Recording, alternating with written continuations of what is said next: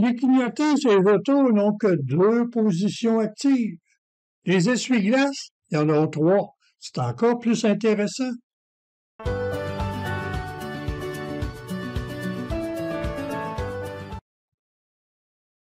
C'est l'automne maintenant. C'est le temps de nettoyer un peu dans le jardin et dans la cour. Malgré tous les efforts de rangement, il est resté une vieille chaise. Pas aimée, pas belle, pas confortable. J'ai aussitôt pensé à la décorer pour l'Halloween, avec un peu d'orange et un squelette, quelque chose de même. Mais mon esprit patenteux n'était pas satisfait. Ce serait plus intéressant si ça bougeait. En Amérique, on fait bouger n'importe quoi à l'Halloween. Une patente bricolée, ça commence souvent par une association. Et pas besoin de chercher longtemps sur Internet pour trouver une chaise qui se berce à l'Halloween. Alors, une berceuse, ça va de l'avant à l'arrière au goût du passager. Un essuie-glace va de gauche à droite. Et voilà, il reste à concrétiser l'association. En fait, le design est très simple. Le balai de l'essuie-glace est remplacé par la chaise. C'est simple de même, comme on dit.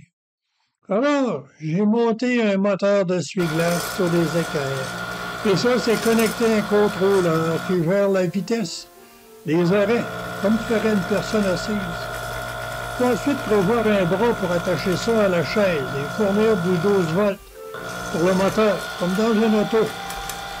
C'est de la réappropriation. Il paraît que c'est pas correct selon certaines personnes.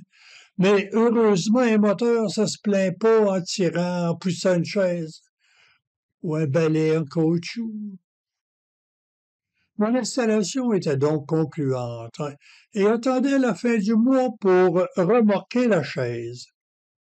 Hélas, une bordée de neige est tombée juste avant l'Halloween. Et le vieux professeur n'a pas voulu aller connecter tout ça.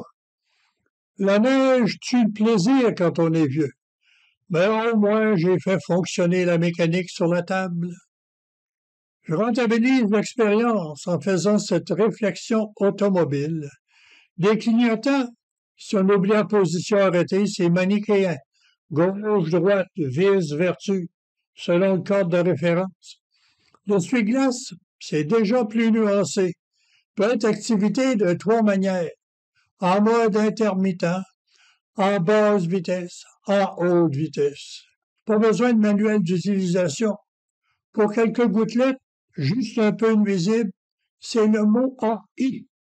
Pour une pluie soutenue, c'est le mot en B. Et pour un gros orage, c'est le mot en V.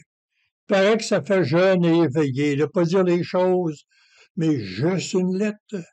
J'opte pour parler clairement. Intermittent, basse vitesse, haute vitesse. Ça fait longtemps que les constructeurs d'auto sont éveillés. De parc à drive, on lit PRND. On finit par comprendre le bras de vitesse. Bon, de l'essuie-glace à la chaise, on peut passer en troisième lieu à une certaine analogie, le parallèle avec les réponses humaines. Les enseignants connaissent bien ça. Ils posent une question, le moteur est off. Pas de réponse. Ils reposent la même question et là, le moteur passe à intermittent. Enfin, un oui ou un non, une monosyllabe. Quand tout va bien dans une classe, c'est comme une petite pluie, il y a apprentissage, une interaction. On est une coche au-dessus. Enfin, il y a ceux qui sont toujours en mode orage. Ils parlent tout le temps, c'est le mode orage. Si on leur dit taisez-vous, ils ne croient que leur moteur à réponse. Et le moteur de l'essuie-glace, c'est la même affaire. Bon, il y aura d'autres Halloween pour continuer.